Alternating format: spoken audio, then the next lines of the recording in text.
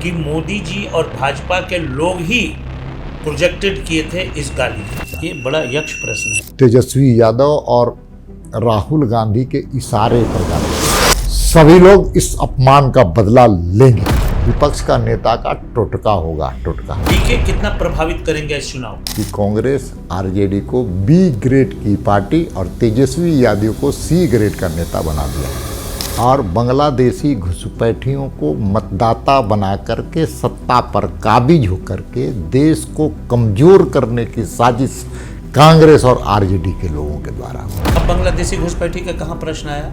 जब 65 lakh vote cut गए तो उसमें बांग्लादेशी नहीं है क्या? दोनों घूम रहे हैं, ऐसे घूम रहे हैं जैसे बिहार के लोगों को ठग लेंगे, क्योंकि नाम भी महा ठगबंधन है। पूरी तरह से हम कह सकते हैं वोट अधिकार यात्रा, गाली गलौज यात्रा। बिहार के लोगों ने पहचान लिया है, जान लिया है, समझ लिया कि वही लोग हैं जिन्होंने बिहार को बर्बाद किया था। अपर बाजार, मेन रोड घूमते रहा कि दुकान खुली हो और जा कर के मैं उस बच्ची के शादी के लिए चावल और दाल ले सकूं, लेकिन 5 बजे तक दुकानें बंद हो जाती थी डर से। कहते हैं ना कि इफ्तिरा इश्क में रोता है क्या, देखिए बिहार के चुनाव में आगे आगे होता है। नमस्कार, प्रणाम, जोहार। आप बार बार मैं कहता हूँ बेबाक, बेखौफ और बेधड़क, वैसे ही नेताओं को और लीडरों को मैं पकड़ता हूँ जो बेबाक और बेखौफ और बेधड़क अंदाज में अपनी बयान रख सकें और आपकी जनता के सवाल का जवाब दे सकें। तो हमारे साथ हैं दीपक प्रकाश जी, झारखंड के पूर्व प्रदेश अध्यक्ष और वर्तमान में बिहार चुनाव जो सुर्खियों में बना हुआ है पूरे राष्ट्र में, उसके प्रदेश चुनाव सह प्रभारी भी है।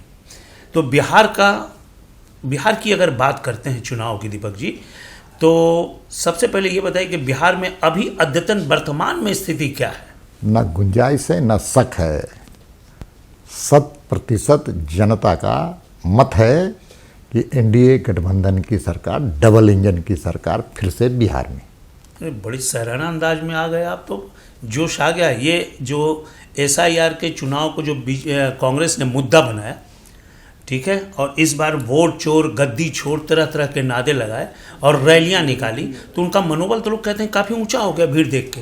वोट अधिकार रैली गाली गलौज यात्रा थी। पूरी तरह से हम कह सकते हैं वोट अधिकार यात्रा, गाली गलौज यात्रा।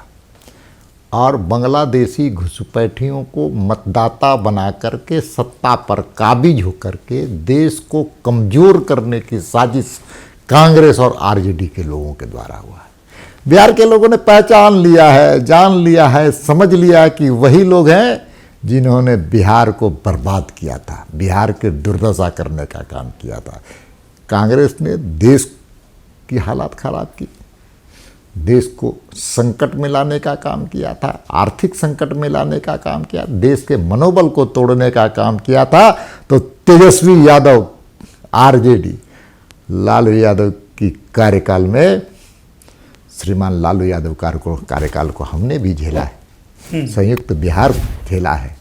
क्या था स्थिति? इसलिए बिहार के दुर्दशा के दोषी लालू यादव की पार्टी आरजेडी और कांग्रेस देश की दुर्दशा की जिम्मेवार। दोनों घूम रहे हैं, ऐसे घूम रहे हैं जैसे बिहार के लोगों को ठग लेंगे, क्योंकि नाम भी महा ठगबंधन है। ठगों की बारात चली थी ठगने के लिए, और कौन शामिल थे? उनके NGOs थे जो देश को टुकड़े टुकड़े करने के गैंग के अगुआ थे, वे लोग घूम रहे थे।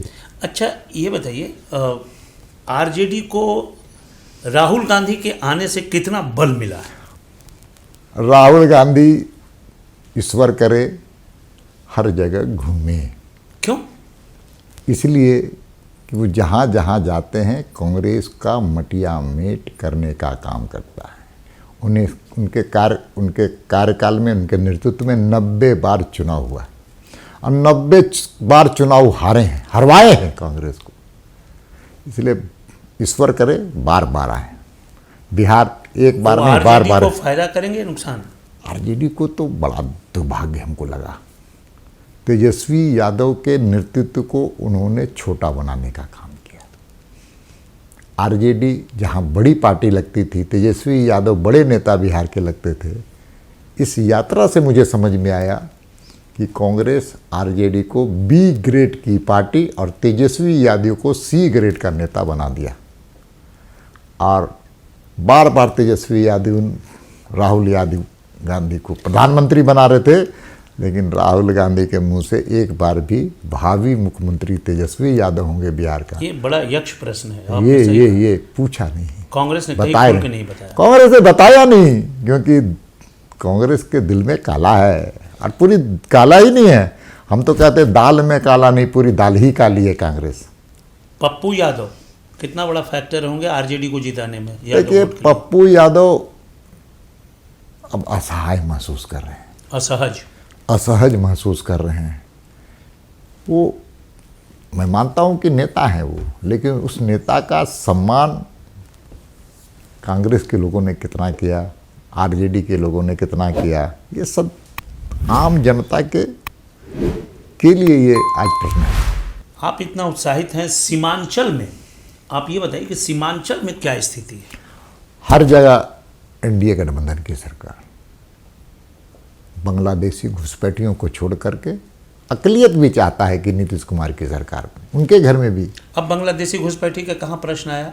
जब 65 लाख वोट कट गए तो उसमें बांग्लादेशी नहीं है क्या? तो बांग्लादेशी घुसपैठी के मन में तो आज भी हुआ कि आए लालू यादव, आए क्या नाम है इनका, राहुल गांधी जी आए, लेकिन उनको छोड़ करके पूरा बिहार चाहता है। बिहार को आप नीतीश कुमार की सरकार कब आई? 5 में आई थी, 2005 में। उसके पहले का बिहार वो तो हम लोगों ने भी देखा होगा। सड़कों की बदतर स्थिति, बिजली के लिए भगवान से प्रार्थना हम लोग करते थे। 2 करोड़ लोग लालू यादव के कालखंड में पलायन कर चुके थे, बिहार छोड़ चुके थे। नौजवान भाग रहा था, क्योंकि नौजवानों के हाथ कोई में। ऐसी घटना बताइए आप उस समय की, अब जो याद हो लालू के रिज्म की। मैं झारखंड की, जो आज वर्तमान झारखंड है, मैं रांची विश्वविद्यालय का छात्र नेता रहा हूँ, स्टूडेंट्स वर्कर, छात्रों के बीच में काम कर रहा।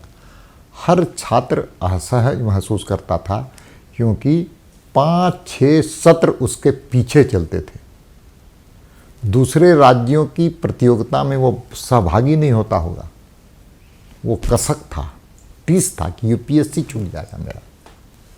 छूटा भी। मैं आपको बता रहा हूँ, उदाहरण देना चाहता हूँ। इसी रांची के शहर में, पटना के जैसे राजधानी में, शाम को दुकानें बंद हो जाया करती थी। मुझे स्मरण है कि रातू के एक गांव में बच्ची की शादी थी, और बच्ची की शादी के लिए बारात को खाने की व्यवस्था कम हो गया था, राशन। मेरे जैसा एक कार्यकर्ता अपर बाजार, मेन रोड घूमते रहा कि दुकान खुली हो, और जा कर के मैं उस बच्ची के शादी के लिए चावल और दाल ले सकूं। लेकिन 5 बजे तक दुकानें बंद हो जाती थी डर से। बिहार में अभी जो है आपके गठबंधन के अंदर क्या क्योस नहीं लग रहा है? एक नाम हो गया, एलजेपीआर हो गया, फिर उधर से उपेंद्र कुशवाहा हो गए, जेडीयू हो गया, बीजेपी हो गई। सीटों का जो बंटवारा है उसका समीकरण है। अब गंभीरता से सोच के बताइए कि उसको अभी क्या लेकर के दृष्टि स्पष्ट है पार्टी की? देखिए, स्पष्ट है, हमको विकसित भारत बनाने लिए विकसित बिहार बनाना है। देखिए, आप इसके पहले के चुनाव को देख लिए, उसके पहले के चुनाव में भी देखिएगा, उसके पहले के चुनाव में भी देखिएगा। एनडीए गठबंधन चुनाव लड़ती थी, तो चुनाव के समय में हम लोग सीटों को साझा करते थे, यही हमारा संबंध था। भाषण हम लोग केवल एक साथ करते थे। लेकिन इस बार जानिए, विधानसभा, सभी विधानसभा में एनडीए गठबंधन के रैलियां हो रही हैं। जिले में हो गई है, मंडल में होगा, पंचायतों में होगा, तो कार्यकर्ता एक दूसरे से समरस हो गया है। समरसता का भाव ही हमारे दोस्ती का, हमारे याराना का, हमारे बिहार को बेहतर बनाने के लिए हम सब लोग संकल्पित हैं। इसलिए सीट कम और बेसी तो कोई प्रश्न ही नहीं उठता है। चिराग पासवान कितनी बड़ी चुनौती, वो कभी बोलते हैं कि 324 पर टोटल पे, मतलब 243 पे टोटल पे वो लड़ेंगे। कभी बोलते हैं कि हम वीर हनुमान हैं मोदी जी के। पिछले चुनाव में आप याद कीजिए, उन्होंने बहुत डैमेज किया था एनडीए को। देखिए, चिराग पासवान सम्मानित नेता हैं एनडीए के, भारत सरकार के मंत्री हैं, मोदी जी के मंत्रिमंडल के सहयोगी। बेहतर प्रदर्शन, बेहतर काम उनकी क्षमता है। समाज और नौजवान उनके साथ खड़ा है और पूरी तरह से एनडीए के साथ हैं, एकजुट हैं, एकमुश्त हैं। मिल के लड़ेंगे, मिलकर जीतेंगे, मिलकर अच्छा बिहार बनाएंगे। नीतीश के बाद कौन? ये स्वाभाविक है, जिसका आप नाम लिए, सम्मानित नेता का, मुख्यमंत्री जी का, नीतीश कुमार जी। नीतीश जी के बाद कौन मुख्यमंत्री? ये अभी ये प्रश्न नहीं है।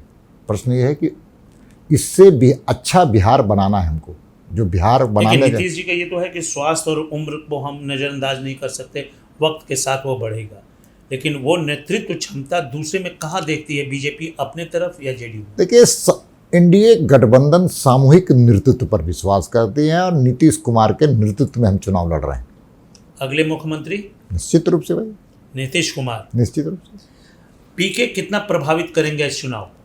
इस देश के अंदर 35-3600 लगभग 3000 मान के चलते हैं, 2800 कुछ पार्टियां हैं, राजनीतिक दल हैं। सब कोई अपना भाग्य आजमा रहा है। जन स्वराज भी अपना भाग्य आजमा रहा है। अब रिजल्ट आने दीजिए, उसके बाद कहने को कुछ रहेगा।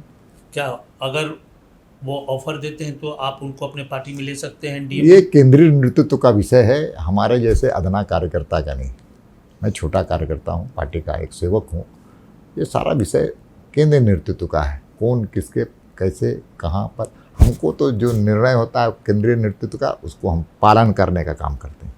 पार्टी के सैद्धांतिक अधिष्ठान को नीचे ले जाने का काम करते हैं। पूछने में दीपक जी अच्छा नहीं लग रहा है, लेकिन जिस तरह से इस लोकतंत्र के इतने बड़े देश के प्रधानमंत्री को सार्वजनिक मंच से उनकी दिवंगत माता जी के बारे में जो बोला गया, जिसको कोई भी मीडिया कर्मी या राजनेता आज के डेट में दोहराना भी नहीं चाहता है, ये इसको किस दृष्टिकोण से दीपक प्रकाश देखते हैं? क्योंकि कांग्रेस के कुछ लोगों का आरोप है कि मोदी जी और भाजपा के लोग ही प्रोजेक्टेड किए थे इस गाली के लिए। भारत की संस्कृति, भारतीय संस्कार माँ को अपने दिल में बसाता है। कोई वर्ग का हो, गरीब हो, मध्यम हो, अमीर हो, सब अपनी माँ के को हृदय में समाते हुए और उनका आशीर्वाद देकर के अपने जीवन को आगे बढ़ाने का काम करता है। ये भारतीय दर्शन है, इंडियन फिलॉसफी।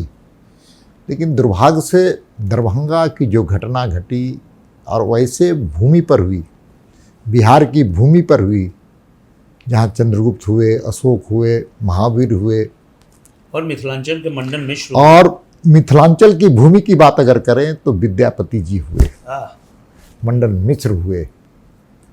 ऐसे भूमि पर भारतीय संस्कृति को अपमानित करने का काम हुआ है, भारत की संस्कार को गिराने का काम किया। देश के यशस्वी प्रधानमंत्री, दुनिया के लोकप्रिय नेता, सर्वाधिक लोकप्रिय नेता प्रधानमंत्री के बारे में आप शब्द कहें, जो उनकी मां स्वर्गवासी हो गई है, उनको अब शब्दों का बौछावर किया गया जिसकी कल्पना पूरा भारतवर्ष नहीं कर सकता है। मां को गाली दे करके, मां को अपमानित करके बिहार के लोगों ने इसको अपमान समझा है। कांग्रेस और आरजेडी, तेजस्वी यादव और राहुल गांधी के इशारे पर गाली दी गई। मैं इसको पुष्टि इसलिए करता हूं कि आज तक अगर इस प्रकार के गाली गलौज की संस्कृति हमने देखा नहीं है, इतनी गद्दी और भद्दी गाली हमने सुना नहीं कभी। लेकिन इसका खंडन राहुल गांधी ने नहीं किया, इसका खंडन तेजस्वी यादव ने नहीं किया, इसका खंडन खड़गे ने नहीं किया, और इसका खंडन लालू यादव ने नहीं किया, इसका खंडन तेजस्वी यादव ने नहीं किया। मैं मानता हूं बिहार का एक एक व्यक्ति, एक एक महिला, एक एक दलित, एक एक आदिवासी और गरीब तबका का, मध्यम वर्ग का, किसान, नौजवान, मजदूर, सभी लोग इस अपमान का बदला लेंगे, चुनाव में लेंगे, ईवीएम मशीन के माध्यम से लेंगे। और एक संदेश देंगे कि बिहार की भूमि में इस प्रकार की राजनीति का कोई स्थान नहीं। आप बिहार पूरा घूम लिए, ये गाली की बात पर विशेष चर्चा अपमानित करती है। आप कितनी सीटें दे रहे हैं आगामी चुनाव में एनडीए को? इतनी सीटें मिलेंगी कि हम बहुत अच्छे ढंग से सरकार चलाएंगे और इनको विपक्ष का नेता का टोटका होगा, टोटका। 121 से कितने ऊपर? अब मैं अंगणित का कोई जानकार ना ज्योतिष हूं, लेकिन इतना जरूर कहूंगा कि विपक्ष के नेता को ना अगल में, ना बगल में, ना पीछे कोई दिखेगा नहीं। एसआईआर का कितना फायदा होगा इस चुनाव में? एसआईआर नाम की कोई चीज ही नहीं। वहाँ पे कोई राजनीतिक दल या कोई लोग विशेष रूप से कंप्लेन करने तो नहीं गए वहाँ पे? एसआईआर के मामले में थोड़ा स्पष्ट कर दूं, राहुल गांधी जी ने कोई भी एक पत्र चुनाव आयोग को नहीं दिया, कांग्रेस ने भी नहीं आपत्ति दर्ज किया, आरजेडी भी ने एक आपत्ति दर्ज किया। मैं कहना चाहता हूं, दो आई कार्ड तो दिखा रहे थे। 18 लाख बिहार में मृत जो मरे हुए लोग हैं, जहां स्वर्ग चले गए हैं, मैं नर की बात नहीं करूंगा, स्वर्ग चले गए हैं, वे आके वोट देंगे। 26 लाख लोग शिफ्टिंग हो गए हैं, एक जगह से दूसरे स्थान पर चले। 10 से 12 लाख बांग्लादेशी घुसपैठी आकर के भारत के आर्थिक संसाधन पर काबिज हुए, वो वोट देंगे। इसलिए अब भूल जाइए, अब नया भारत है, समर्थ भारत है, बांग्लादेशी घुसपैठियों का यहाँ पर नहीं चलने वाला है। ये मोदी जी की सरकार है, केंद्र की सरकार ऐसी है जो भारत का स्वाभिमान, मान स्वाभिमान, सम्मान को आगे बढ़ाने का काम किया। अब तो भारत को दुनिया देखती है, अब भारत वो नहीं है कांग्रेस के कालखंड का कि भारत दुनिया को देखती थी, अब दुनिया भारत को देखती है। जातीय जकड़न से बिहार के चुनाव को क्या एनडीए गठबंधन निकाल पाएगा अगले कार्यकाल में भी? देखिए, जातीय जकड़न जो है ये बुनियादी समस्या है पूरे हिंदुस्तान के लिए, कहीं कम कहीं ज़्यादा, हर जगह। बिहार के प्रसंग में कहिएगा तो बिहार एक होनहार प्रदेश है, यहाँ प्रतिभा की कमी नहीं है, प्रतिभाशाली लोग हैं और अपनी प्रतिभा के डंके भारत में नहीं बल्कि दुनिया में बजाने का काम करते हैं। इसलिए प्रतिभाशाली राज एक ना एक दिन सामाजिक समरसता का साथ लेकर के, जाति अपना अपना हो सकता है लेकिन देश के लिए, समाज के लिए सब लोग, बिहार एक है और बिहार एकात्म भाव से तो मजबूत बिहार है। आप मान रहे हैं कि चुनाव पूर्णतः एक तरफा है? देखिए, मैं इतना जरूर मानता हूं कि एक तरफा तो मैं कोई नहीं कह सकता हूं, लेकिन इतना जानता हूं कि ओपोजिशन के पास वो ताकत नहीं है, कुव्वत नहीं है कि हमारे विकास केंद्र की सरकार की उपलब्धियां, नीतीश कुमार जी की उपलब्धियों के बारे में कोई प्रश्न खड़ा करने का उनके पास नैतिक बल नहीं। दावे तो दीपक जी के बहुत अच्छे हैं और दावों के आधार पर अगली सरकार इन्हीं की बन रही है, लेकिन कहते हैं ना कि इफ्तिरा इश्क में रोता है क्या। देखिए बिहार के चुनाव में आगे आगे होता है। धन्यवाद।